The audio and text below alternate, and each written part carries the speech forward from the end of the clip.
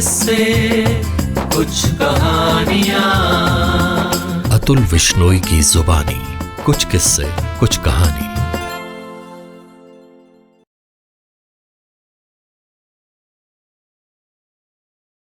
कुछ किस्से कुछ कहानियां में आपका फिर से स्वागत है। दोस्तों, आज जो कहानी मैं आपके लिए लेकर आया हूं उसका शीर्षक है सौंग नदी का पुल। लेखक हैं मेरे मित्र अजय जुगरान। तो आइए कहानी शुरू करते हैं। सौंग नदी का पुल।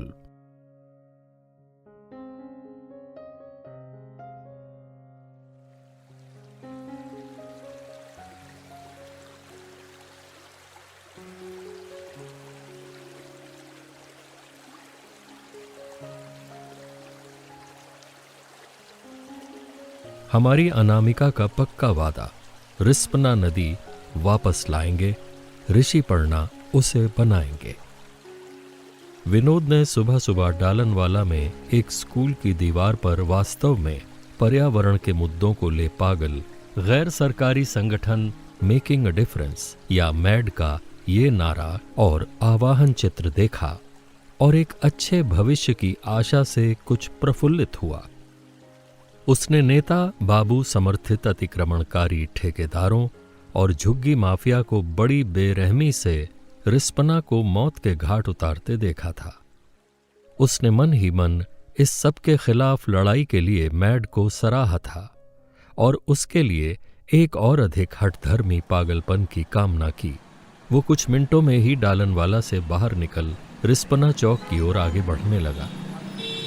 आज सुबह वो अपनी कार के पीछे की सीट पर बैठ सड़क के किनारे ग्राफिती और होर्डिंग्स को पढ़ते हुए उत्तराखंड में हो रहे विकास को निहार हरिद्वार तक के सफर का आनंद लेने निकला था। 15-20 मिनट बाद जैसे ही उसके ड्राइवर ने मणिमाई मंदिर के पास से लाल टप्पर और हाथी दर्रे की ओर कार तेजी से दौड़ाई, न जाने कैसे उसकी नजर ने आज दुल्हनी नदी के हरे और सफेद बोर्ड को पढ़ लिया। उसे पढ़ते ही वो अपनी पत्नी अमिता की आंखों और मुस्कुराहट के साथ बीती बातों के बहर में बहता चला गया। विनोद को याद आया जिस लच्छी वाला टोल गेट पर वो कुछ मिनट पहले रुका। कैसे बहुत पहले की बात नहीं है कि उसके पास ही सौंग नदी पर बने रेलवे पुल ने अपने समय में एक मिश्रित उद्देश्य की सेवा की। उसने ये सेवा उस समय की जब सामाजिक परिवर्तन धीमा था और सुधार तो और भी धीमा। उस पुल का उपयोग सिपाहियों, मजदूरों और अन्य संसाधनों को गढ़वाल की पहाड़ियों से देश के दूर दराज इलाकों में रक्षा कारखानों और कार्यालयों के लिए ले जाने के लिए किया जाता था। लेकिन वो अपने आप ही एक अनोखे धर्मकांटे के रूप में काम करने लगा और पहाड़ी लोगों के अपने ही मैदानी बने लोगों से शोषण के विरुद्ध। इस पुल ने पहले पहल चुपचाप पहाड़ों से पलायन कर विस्थापित हुए लोगों को अपनी मेहनत और ईमानदारी की बदौलत दून घाटी में समृद्ध होते देखा।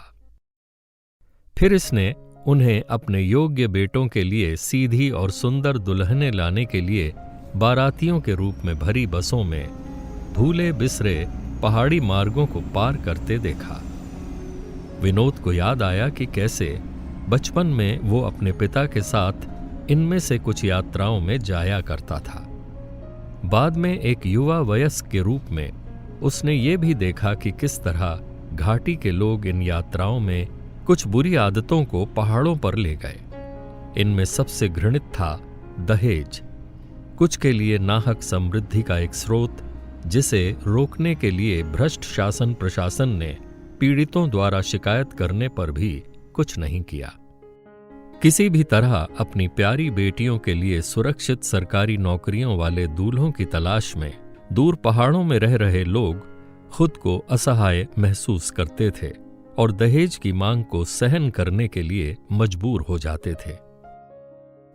इस कठिन स्थिति में इस पुल ने, जो मूल रूप से पहाड़ी लोगों को मैदानी इलाकों तक पहुंच प्रदान करने के लिए बनाया गया था, एक अलग ही तरह का विवेकशील व्यवहार किया और उनकी रक्षा में एक धर्म योद्धा बन खड़ा रहा। हुआ यूं, इस पुल के नीचे से गुजरने वाली संकरी गड्ढों वाली सड़क पर नदी लगभग हमेशा पानी, गाद, पेड़ की शाखाएं और छोटे बड़े पत्थर लाती थी, जो मिलकर इसके स्तर को एक निश्चित अनिश्चितता प्रदान करते थे। इधर नवविवाहितों और बारातियों के साथ पहाड़ियों से लौटने वाली बसों के पास इस पुल के नीचे से उतार चढ़ाव भरी यात्रा करने के अलावा कोई विकल्प नहीं था। नतीजतन जिन बसों में दहेज का सामान रस्सियों से उनके अगल बगल बंधा और उनकी छतों पर तिरपालों से ढका लेकिन उभरा होता था, उन्हें यह पुल अक्सर अपने नीचे फंसा लेता था। अक्सर सोफे, पलंग, गोदरेज की अलमारी और बोरियों से पैक अपने आईने के चलते लिटाए न जा पाने वाले ड्रेसिंग टेबल इस बाधा के प्रथम कारक होते। जैसा होता है ऐसी स्थितियों में कुछ नशे में और थके हुए खट्टी डकारें और जम्हाई लेते हुए बाराती अपना संतुलन और भुजबल साबित करने के लिए उत्सुक किसी तरह फावड़े और गैती उठा खुद को बसों से बाहर कर लेते। फिर वे बस और विशेषकर उसके पहियों के नीचे से नदी के लाए व्यवधान खोद निकालते ताकि वो बस पुल की गिरफ्त से निकल सके। कई बार इस जुगत से काम न चलता तो वे बस में जस तस चढ़कर दहेज की लूट को छुपाती हुई रस्सियों और तिरपालों को खोल कुछ सामान निकाल बस के अंदर रख देते या फिर पुल पार कर वापस बस पर बांध चढ़ा देते। दुल्हन के परिवार की कीमत पर कुछ दिनों के आतिथ्य का अतिशय आनंद लेने के बाद उनके लिए ये एक बड़ा ही कठिन कार्य होता। इस प्रक्रिया में कुछ सामान खराब हो जाता, कुछ खो जाता और कुछ चोरी हो जाता। विनोद उस दुल्हन की बड़ी बड़ी अश्रुपूर्ण आंखों को कभी नहीं भूल सका, जिसके ससुराल में उसके घर से आया महत्वपूर्ण महिला रिश्तेदारों के लिए साड़ियों वाला एक वीआईपी सूटकेस खुला और आधा खाली पाया गया। हुआ यूं कि पुल नीचे फंसी बस को निकालने वाले दल के किसी चोर सदस्य ने फावड़े से उस सूटकेस के ताले तोड़ डाले और उसके सामान पर अपने हाथ की सफाई दिखा दी। इस सबके बीच पुल की गाथा जारी रही। कभी कभी अचानक या मौसमी बारिश उसके नीचे दहेज पुनर्व्यवस्था प्रक्रिया को शैतानों के शरीरों और जीवन के लिए खतरा बना देती। कुछ अन्य अवसर पर नदी के तेज बहाव ने देहरादून में अपने नायक के घर रिसेप्शन पर पीकर नाचने को उतावले लोगों को चोटें और देरी पहुंचा दंडित किया। इस पुल के डर से इन पापियों ने अपनी बसों में विभिन्न तंत्र यंत्र और तावीज़ों का उपयोग करके पुल को खुश करने की कोशिश की। बात यहाँ तक बढ़ी कि इस पुल के नीचे खुली हवा में एक देवता भी स्थापित किए गए, लेकिन फिर भी उसने अपने सामाजिक कर्तव्य का पालन करना कतई नहीं छोड़ा। दहेज चाहने वालों और लेने वालों के दिलों में धीरे धीरे लेकिन निश्चित रूप से इस पुल ने दुल्हन के परिवारों पर अपनी मांगों को कम करने को लेकर एक दिव्य लेकिन भयावह प्रतिष्ठा कायम की। कोई इसे लालच के खिलाफ पुल कहने लगा, कोई इसे भूतिया तो कोई प्रकृति के न्याय का प्रतीक। जैसे जैसे इसकी किंवदंती बढ़ती गई, यद्यपि पहाड़ी नौजवानों को सेना में भर्ती, पहाड़ी जंगलों से निर्माण के लिए लकड़ी और सीढ़ी नुमा खेतों से ताज़ी फसलों को ले रेलगाड़ियां बेफिक्र उसके ऊपर से गुजरती रहीं। कानून और अदालतों की आंखें खुलने से बहुत पहले यह पुल घाटी मैदानों की बुरी प्रथाओं का विरोध करने के लिए आगे बढ़ा और दहेज विरोधी पुल के नाम से जाना जाने लगा। अब हरिद्वार छूते ही विनोद के फोन की घंटी बजी।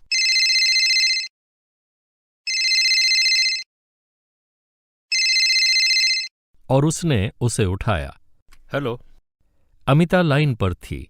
उसने उसके साथ अपनी यादें और विचार साझा किए। उसने बताया कि कैसे 30 साल पहले उसकी बारात देहरादून से शुरू हो इस दहेज विरोधी पुल से होते हुए जहरी खाल में अमिता के घर गई।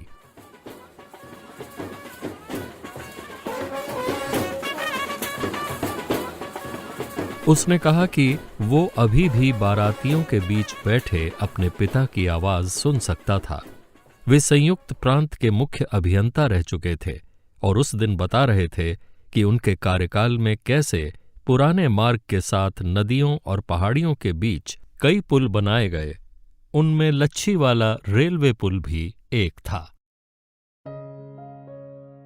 दहेज के खिलाफ अपने इसी मृदुभाषी पिता के सख्त रुख के कारण ही विनोद की अपनी प्यारी दुल्हन के साथ देहरादून की पहली यात्रा इतनी हल्की और सहज थी कि उनके दाम्पत्य जीवन के 30 साल पलक झपकते ही बीत गए।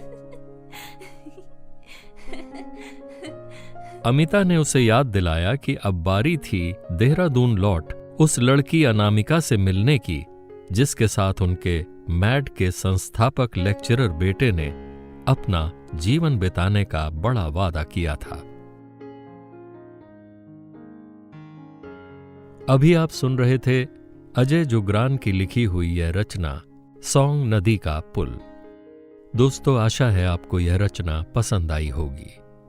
आपसे यह गुजारिश है कि यदि आपने अभी तक हमारा YouTube चैनल सब्सक्राइब नहीं किया है तो कृपया उसे शीघ्र सब्सक्राइब कर लें और हाँ, कहानी सुनने के बाद अपनी टिप्पणी देना अवश्य याद रखें, क्योंकि आपकी टिप्पणी और सुझाव आगे की हमारी प्रस्तुतियों को और अधिक रोचक बनाने में सहायक होंगी। धन्यवाद।